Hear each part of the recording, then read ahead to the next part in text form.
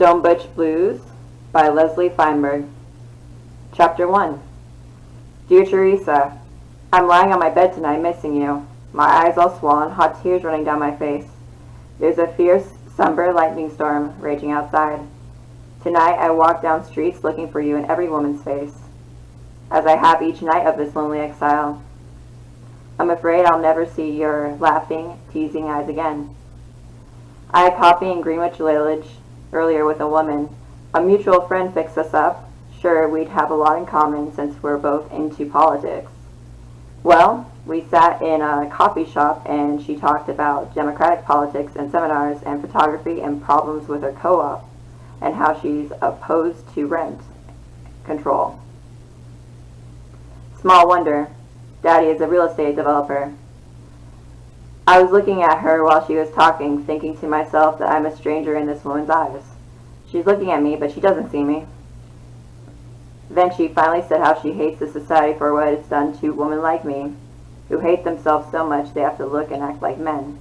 I felt myself getting flushed, and my face twitched a little, and I started telling her, all cool and calm, about how women like me existed since the dawn of time, before there was oppression, and how those societies respected them, and she got her very interested expression on. Besides, it was time to leave.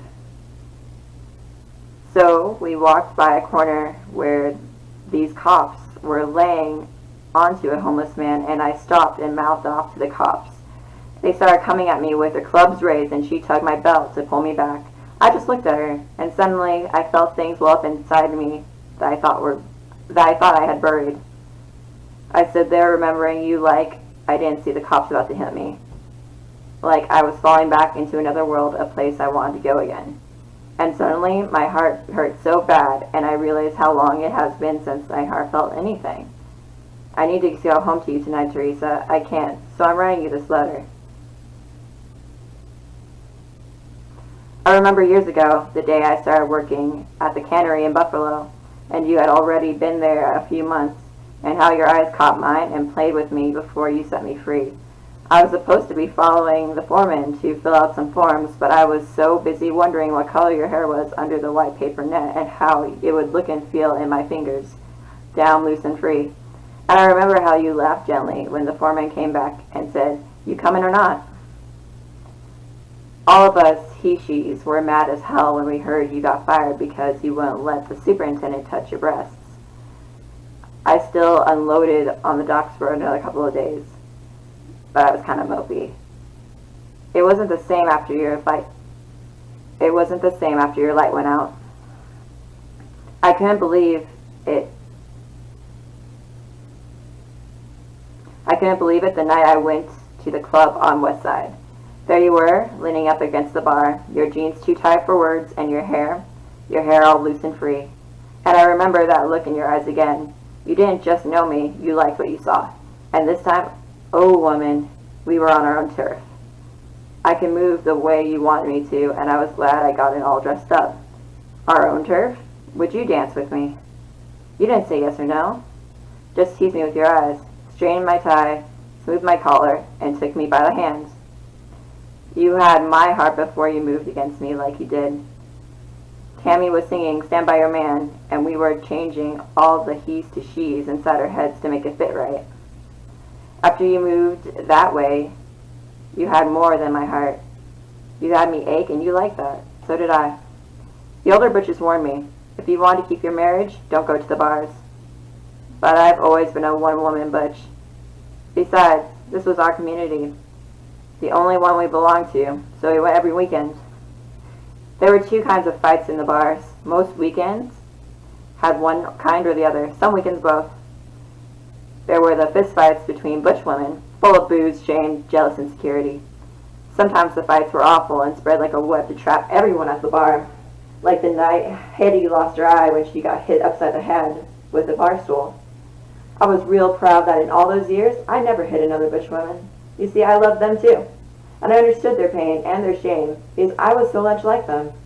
I loved the lines etched in their faces and hands and the curves of their work-weary shoulders. Sometimes I looked in the mirror and wondered what I would look like when I was their age. Now I know. In their own way, they loved me too. They protected me because they knew I wasn't a Saturday night butch. The weekend butches were scared of me because I was a stone he, she. If only they knew how powerless I really felt inside. But the older butches, they knew the whole road lay ahead of me, and they wished I didn't have to go down because it hurt so much.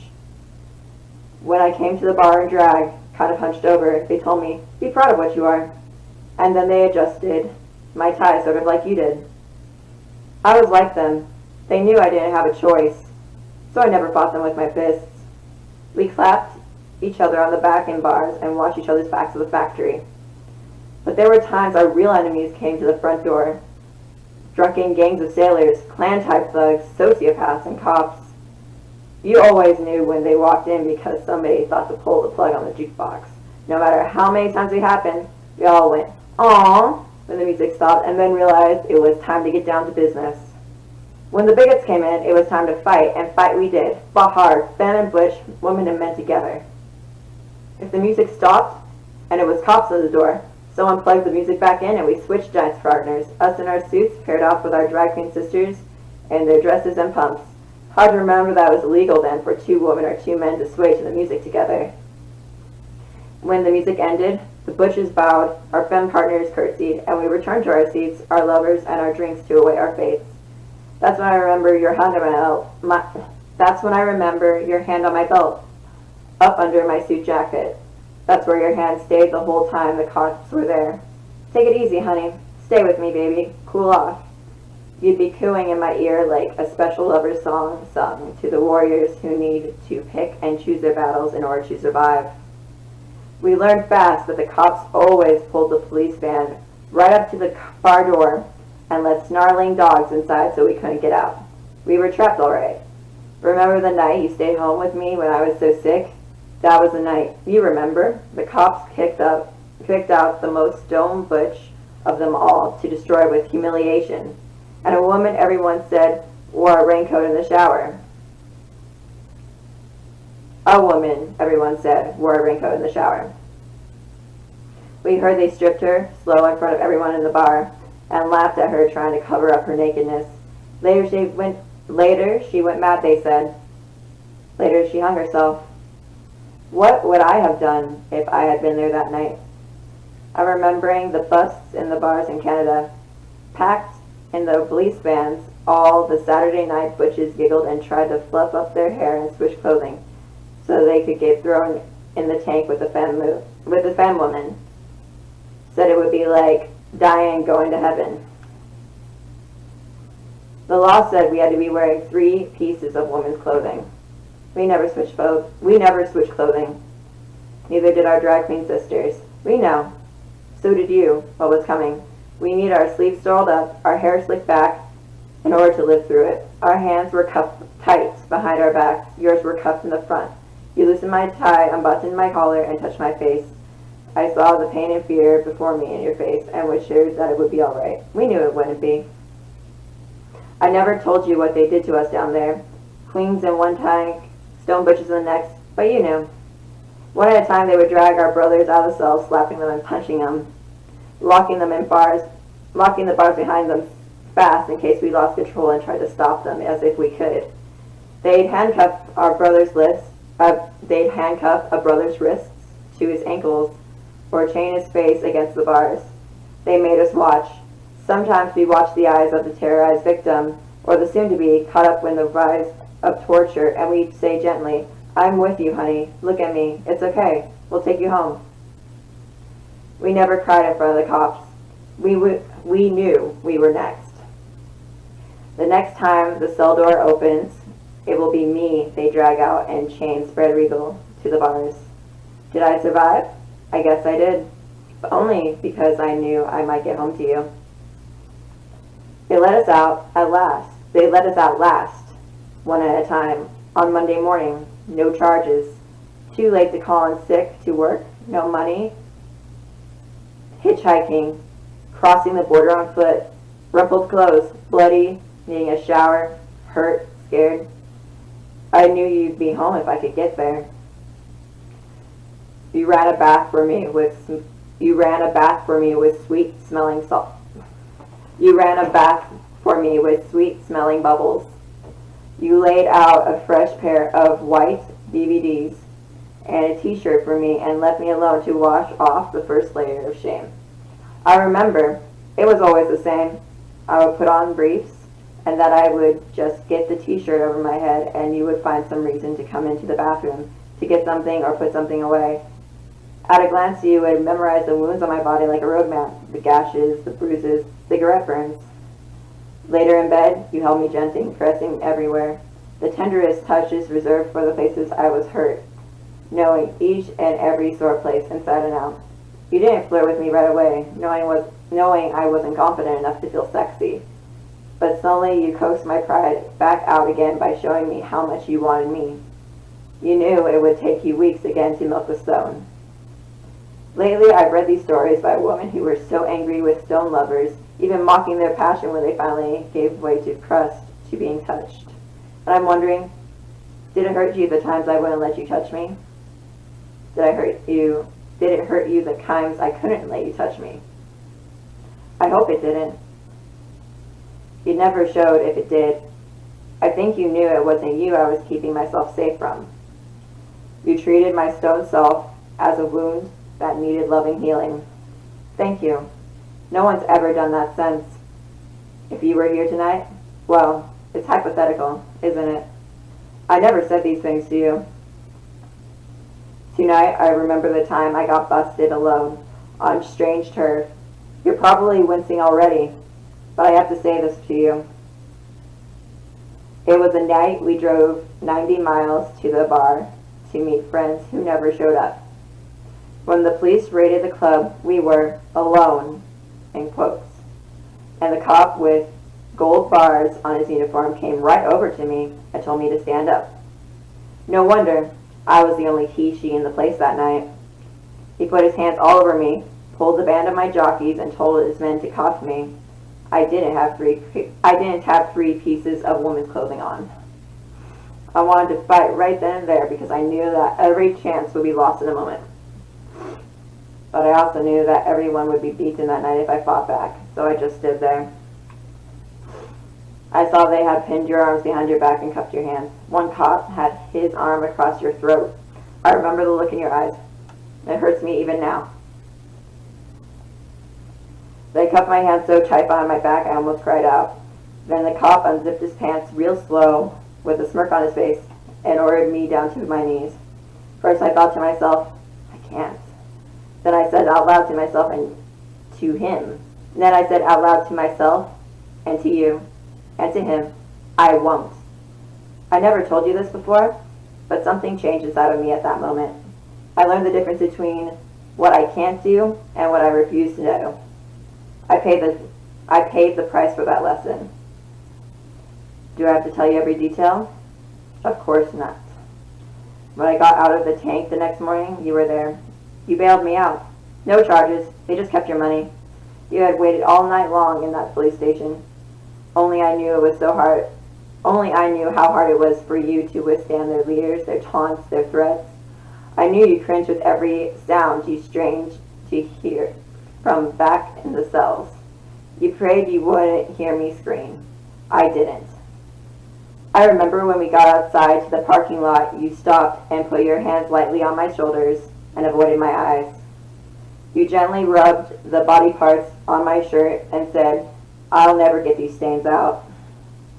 Damn everyone who thinks that means that you were relegated in life to worrying about the ring around my collar. Damn everyone who thinks that means that you were relegated in life to worrying about my ring around the collar. I knew exactly what she meant. It was an oddly sweet way of saying, or not saying, what you were feeling. Sort of the way I shut down emotionally when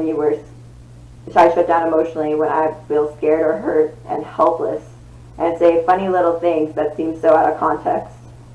You drove us home with my head in your lap all the way, stroking my face. You ran the bath, set out my fresh underwear, put me to bed, caressed me carefully, held me gently. Later that night I woke up and found myself alone in bed. You were drinking at the kitchen table, head in your hands. You were crying. I took you firmly in my arms and held you. You struggled and hit my chest with your fists, because the enemy wasn't there to fight. Moments later, you recalled the bruises on my chest and cried even harder, sobbing, "It's my fault. I couldn't stop them." I've always wanted to tell you this. In that moment, I knew you really did understand how I felt in life, choking on anger, feeling so powerless, unable to protect myself or those I love most, but fighting back again and again, unwilling to give up. I didn't have the words to tell you this then. I just said, "It will be okay. It'll be all right." And then we smiled ironically at what I had said. And I took you back to our bed and made the best love to you that I could, considering the shape I was in. You knew not to try to touch me that night. You just ran your fingers through my hair and cried and cried. When did we get separated in life, sweet warrior woman? We thought we'd won the war of liberation when we embraced the word gay. Then suddenly there were professors and doctors and lawyers coming out of the woodwork telling us a meeting should be run with Robert's Rules of Order. Who died and left Robert God? They drove us out, made us feel ashamed of how we looked.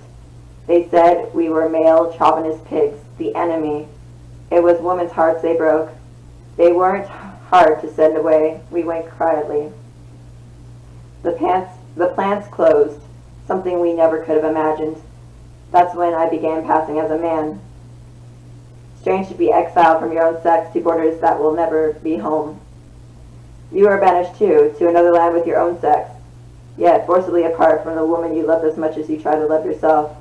For more than 20 years, I have lived on this lonely shore, wondering what became of you. Did you wash off your Saturday night makeup in the shower?